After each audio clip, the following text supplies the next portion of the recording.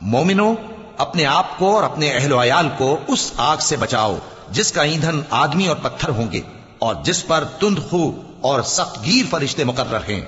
وہ کسی حکم کی جو اللہ ان کو دیتا ہے نافرمانی نہیں کرتے، اور جو حکم ان کو ملتا ہے اسے بجا لاتے ہیں۔ کافرو، آج بہانے مت بناؤ،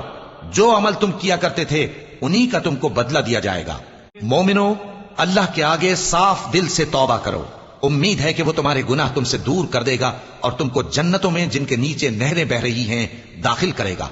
اس دن اللہ پیغمبر صلی اللہ علیہ وآلہ وسلم کو اور ان لوگوں کو جو ان کے ساتھ ایمان لائے ہیں رسوا نہیں کرے گا، بلکہ ان کا نور ایمان ان کے آگے اور داہنی طرف روشنی کرتا ہوا چل رہا ہوگا، اور وہ اللہ سے التجا کریں گے کہ اے پروردگار، ہمارا نور ہمارے لیے پورا کر اور ہمیں معاف فرما، بے شک اللہ ہر چیز پر قادر ہے۔